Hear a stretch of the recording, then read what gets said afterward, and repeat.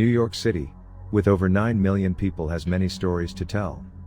Many of those stories involve the paranormal, and it's not surprising considering its past history. But of all the stories, few of them seem to compare to the history and hauntings of the Merchant Museum. The Merchant's House Museum, or as it was formerly known as the Merchant's House, and the Seabury Treadwell House. It is New York City's only remaining 19th century family home, both inside and out.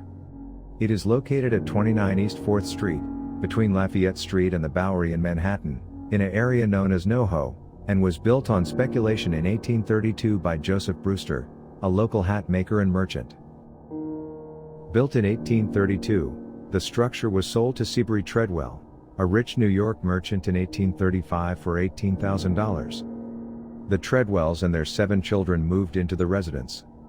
Gertrude, the youngest daughter, was born at the house in 1840, and would spend the rest of her life there. Gertrude fell in love with a young Catholic man when she reached adulthood. Her Episcopal family disapproved of her choice, and her father prevented her from marrying. Gertrude, heartbroken, vowed that if she couldn't marry her sweetheart, she'd never marry at all. She lived there with her parents, 4 maids, and an ever-changing variety of nieces, nephews, cousins, aunts, and other relatives. All lived in the house with their parents, 2 brothers, and 5 sisters. Only 2 daughters and 1 son married, which was exceptional for an affluent family with social standing at the time. Seabury died in 1865, and the rest of the family remained at the house till they passed away. Only 3 of the married children left.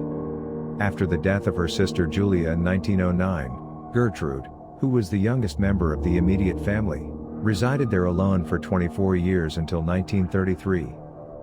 By the early 20th century, as she became older and more eccentric, she became preoccupied with keeping the exquisite home in an area that had become run down, semi-industrial, and abandoned by the wealthy. A few years after her death in 1936, George Chapman, a wealthy family cousin, purchased the mansion and transformed it into a museum. Hundreds of the family's personal belongings, ranging from original furniture to the family's absolutely preserved closets, are on display at the museum. The Treadwells' belongings make up the museum's collection of nearly 3,000 artifacts. Reports of ghostly activity began to circulate in the neighborhood shortly after Gertrude's death.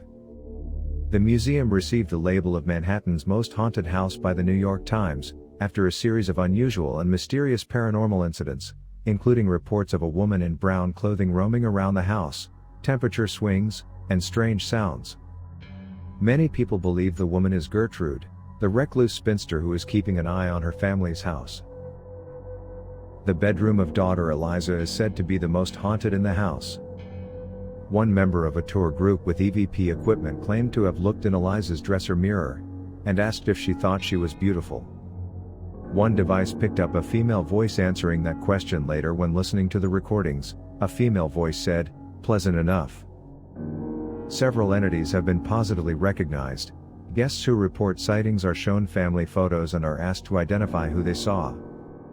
Some of the servants, in addition to Seabury, Eliza, Elizabeth, and Gertrude, come in when staff members are alone in the house locking up. According to a 6-year coordinator for the building, one evening as she was closing the museum for the night, she noticed a man dressed in traditional 19th century attire, seated in a chair in the parlor. However, when she did a second look, he had vanished. Other instances she has witnessed include unidentified odors and unexplainable piano playing, as well as numerous apparition sightings. It was claimed over 50 years ago, and again in 2002, that a woman in a brown dress thought to be Gertrude was seen strolling down the stairs and into the kitchen. Different witnesses reported seeing the same woman in the same brown clothing, having tea and peering out the kitchen window, decades apart. People outside on the street, passing past the closed windows of the front parlor, have reported hearing piano music and the sounds of a party several times. People who have never met and are separated by decades are having the same seemingly unexplained experiences. Every year the curators get hundreds of requests to investigate the house. The board of directors decided to discontinue permitting paranormal investigations in 2005, after a terrible encounter with a specific television program.